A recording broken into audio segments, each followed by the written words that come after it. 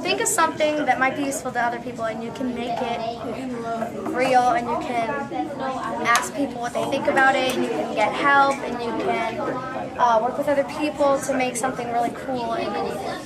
I like that you can make, also that you make anything you want, and there's challenges, you're doing prizes, and that you get to create different things.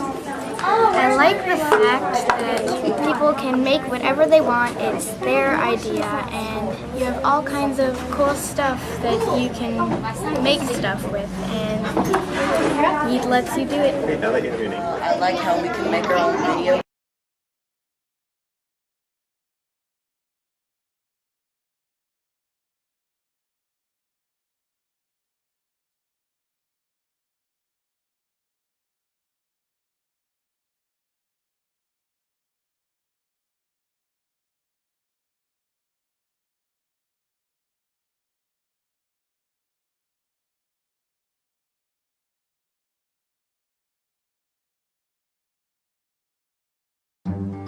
There is a movement happening right now in classrooms all over the country that encourages students to explore their own passions and creativity.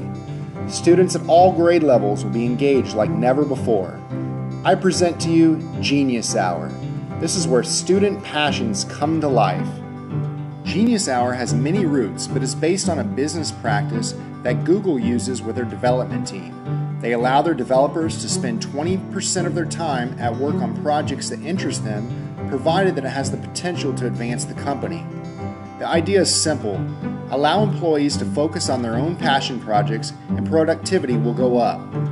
There are many commercial projects that have been developed by these 20% projects, including Gmail, Google Talk, and Google News. Fortunately for students, educators have grasped onto the idea and coined the term Genius Hour. This is where teachers allow students to work on whatever project they want during their own learning time. We've all had students in our class that aren't motivated by the traditional school environment.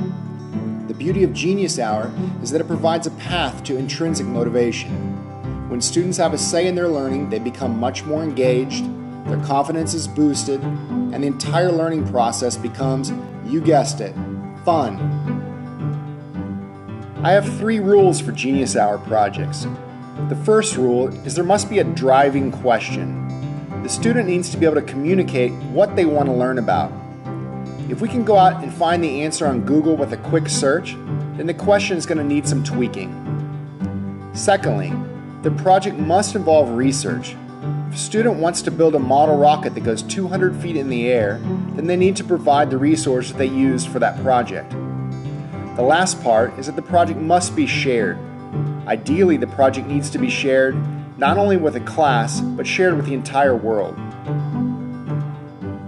Some example projects that I had in my 6th grade classroom that turned into really great projects were 2 students that learned to code at codeacademy.com. One girl developed her drawing skills by creating a sketchbook all about wolves, and yet another student brought awareness to the dangers of smoking by creating a website. Genius Hour is one of the most impactful things that I've done in my classroom, and the students love it.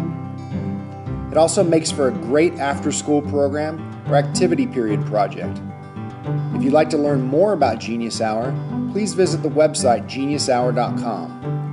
I've posted many articles about topics that you'll likely have questions about, including where do I find the time for it?